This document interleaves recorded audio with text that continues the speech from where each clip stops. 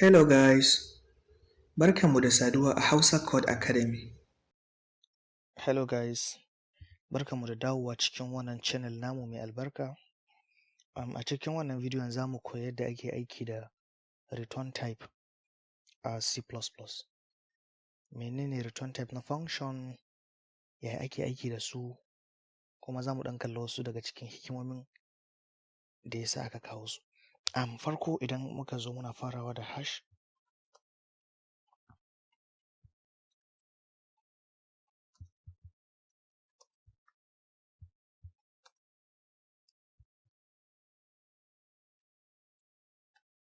Wannan shine main function ɗinmu.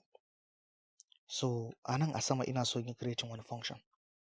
Function ɗin yana da return type. Wannan shine return type na function naka. Wannan yana gwada cewa function namu yana mai da integer gida. Yana dawo da integer gida. So yanzu anan idan ka zo ka ce bari mu sa masa suna return type. Return type sunan function ɗinmu. So sunan function ɗinmu return type. Kawai bari mu ce return 20.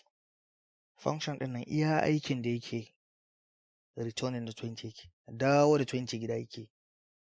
To, yaya za mu yi mu kalli mai function ɗin zai iya yi? Yanzu bari in zo nan cikin main function ɗina. Kamar yadda kuka sani, kowane function a C++ ana invoking nashi ne a cikin main function. So yanzu anan idan na zo na ce cout, sai na kira sunan function ɗin return type. Me kuke tsammani zai faru? Wannan cout ɗin ina so computer ya display ne. Idan baka sa cout ba ko ka yi running program ɗin ba zai nuna maka komai ba. Kawai empty zaka kalla ba komai saboda baka sa cout ba a fitar ba. So anan idan ka ce cout sai ka kira sunan function ɗin anan. Kar ku manta function ɗin kullum yana mai da 20 gida. So anan zai kawo mana 20. Idan muka yi compiling muka yi run, bari in sa 20. In yi saving na haka. So in muka yi compiling muka yi run, muna tsammanin ya display mana 20 ne. Kun gani? Ya nuna 20. Kawai aikin da function ɗin yake kenan. Dawo da 20 gida, return 20. Idan kuka lura anan, return type ɗin function ɗin integer ne. Kuma number da na ce a mayar integer ne. Kar ka yi mistake ka sa 20.5 ka ce a mai da 20.5 gida. Bayan kuma ka san return type ɗin abunka ba float ba ne. Cikin biyu ɗaya zai faru. Ko computer ya nuna error ba zai yi wannan aikin ba, ko kuma in ya tashi gwadawa ya ɗauka kan 0.5 ɗin nan ya jefar da shi ba zai kawo shi ba ya gwada zallan 20. Bari mu kalla me zai faru. Idan ka yi compiling na program ɗinka, kun gani? Abin da nake faɗa kenan.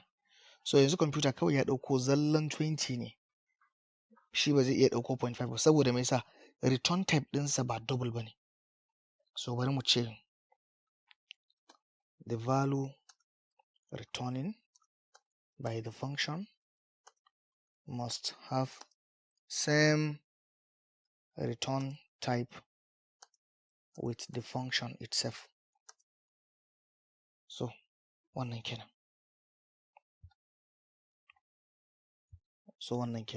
Kar ka yi wannan mistake ɗin. Hanya na farko kenan. Idan ka fahimci wannan, yanzu bari in cire wannan rubutun. Bai da wani fasali gaskiya. Bari mu kalla yaya za mu aiki da wannan abun ta hanyar da ya dace. Idan yanzu ka zo nan wajen ka ce double area, kana nemo area na shape. Misali a ce area of a square. Bari in sa area square. Ina so function ɗin ya nema min area na square. So anan da ka iya nemo area na square idan ka san side ɗinsa guda ɗaya. So bari in ce float side. Ina buƙatar a kawo min side guda ɗaya aƙalla. Sai anan in ina buƙatar a kawo side guda ɗaya, wannan yana gwada cewa function ɗina zai karɓi argument. In baka kalli bidiyon da na yi magana akan argument na function ba, zan sa maka link ɗin bidiyon a description na wannan bidiyon. So anan sai ka ce return side multiply by side. A ɗauko side ɗin, a yi timesing ɗin shi da side. An samu mene? An samu area. To idan ka zo nan yanzu, da ka iya creating wani variable. Misali ka masa suna double. Ka ce double area equal to, sai ya zama function ɗin nan shine. So yanzu anan sai ka zo ka ce area square. Ka kawo function, ka yi invoking function. So function ɗinka yana karɓan argument. Me argument ɗin? Idan ka sa 5 a nan, kana nufin a nemo maka area. 5 ɗin nan shine parameter da zai ɗauka. In ya ɗauko 5 a cikin nan zai ɗauko 5 times 5. Sai function ɗin ya yi returning na 25. Idan function ɗin ya yi returning 25, yanzu ya zama cewa wannan variable mai suna double ɗin zai riƙe 25 kenan anan. So in ya riƙe 25, in kana son ganin 25 ɗin da idonka guda biyu, sai ka zo nan ka ce cout, sai ka ce area. Areanka shine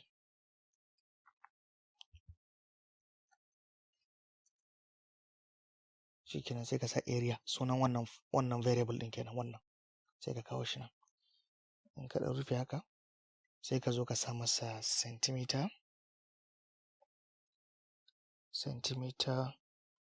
square. Haka ake wa area. Area yana da wannan centimeter square. Sai ka manna shi. So yanzu idan ka yi running program ɗinka, in ka ɗan masa wani wannan shikenan. Kun ga computer ce area 25, kun ga yayi 25. 5 ka shigar, shi kuma 5 times 5. A nan in kun lura 5 na sa a cikin function ɗin a matsayin argument. Amma tun da anan mun ce dai karɓa argument guda ɗaya, kuma kalansa float ne, sa'annan zai yi returning na wannan abun times wannan abun. Shi yasa yake ɗaukan 5, sai ya times da 5, sai ya ba wa wannan variable da ka haɗa mai kalan double ɗin, sai ya ajiye. In ka zo ka ce kana buƙatan ganin variable ɗin, sai a kawo. Wannan kenan. Idan ka zo nan ka ce double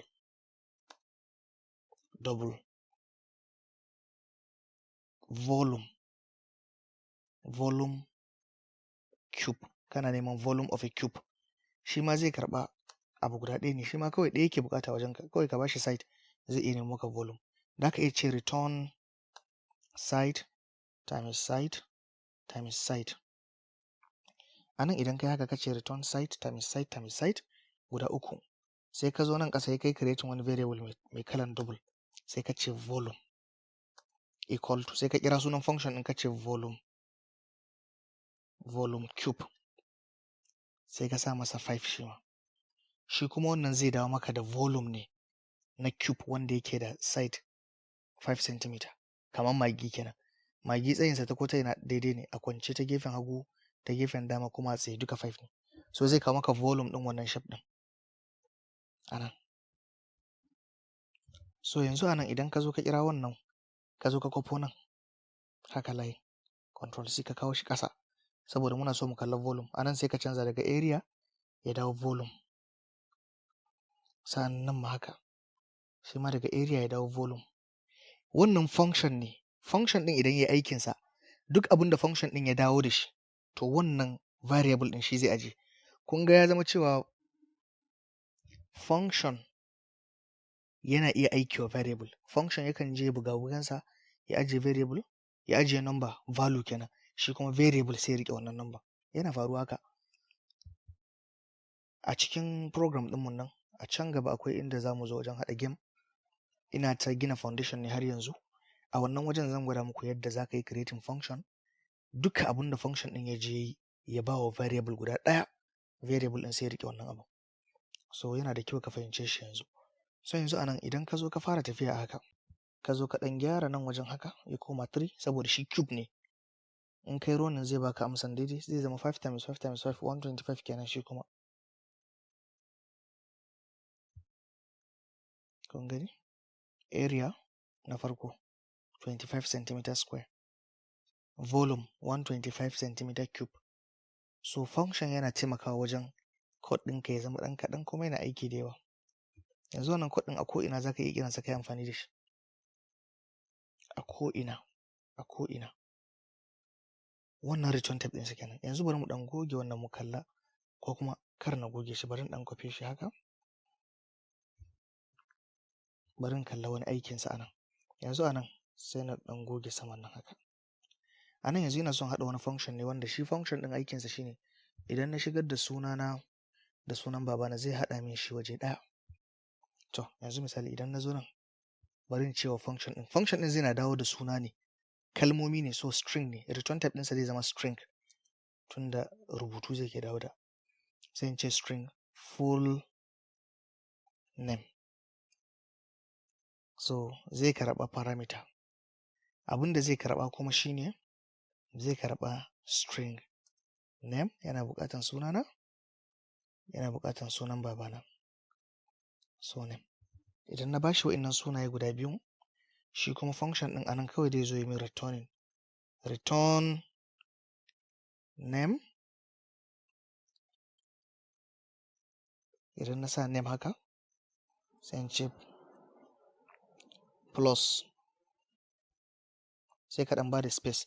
Ma'ana in ya ɗauko sunanka, ya haɗa da space, ya haɗa da sunan babanka so name. Anan haka. Shikenan. Zai ɗauko sunana anan, sai plus, sai kawo space a tsakani kar ya manna sunan. Sai kawo so name ɗina haka anan. Iya function ɗin aikinsa kenan, ba wani tashin hankali. Wasu za su ta jin mamaki to me aikin function a programming? Wani salon wahalar da kai, ba haka bane. In ka fahimci abin da kyau za ka kalla akwai abubuwan da ya sauƙaƙa aiki sosai da sosai, musamman in kana bibiyan channel ɗinmu a hankali, saboda farawa ne. Za a zo level ɗin da za ka gane cewa gaskiya da ba dan function ba da aiki kaza ma ba zai yiwu ba. So yanzu anan in na zo na goge wa'innan tarukucan haka, anan zan iya zuwa sai in creating variable mai suna string, sai in sa string name misali. Ba lallai sunansa ya zama irin sunan da ka sa anan ba, za ka iya ba su wani suna daban. Misali bari in ce string my name. My name. Sai in ce equal to, in ce Mudassir. Sai in ce string my surname.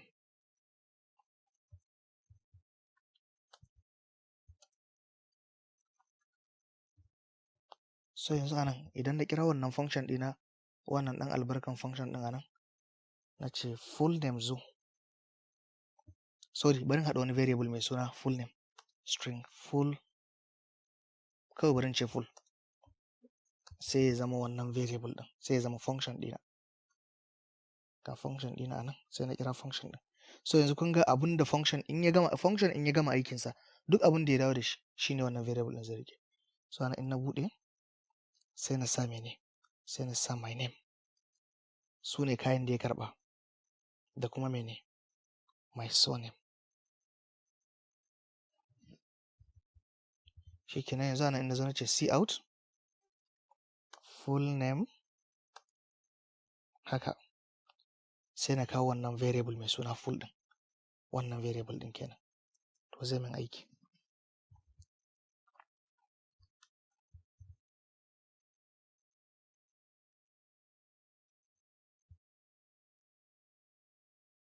Kun gani? Mudassir Idris. Shikenan, aiki yayi daidai. Idan ka fahimci wannan shine video na farko akan return type. Zan sake video akan return type na function, saboda ina so ka fahimci function da kyau da kyau. Ba ma zallar return type ba, har da wasu bayanai wanda ya kamata ka gane akan function. Video na gaba zai zama kan shi. In ka ji daɗin wannan bidiyon, kar ka ji ƙiuyan yi min subscribing a channel ɗin nan, kuma ka danna alaman ƙararrawa ta yadda in na sake sa video, YouTube za su sanar da kai cewa na sa sabon video. So mun gode.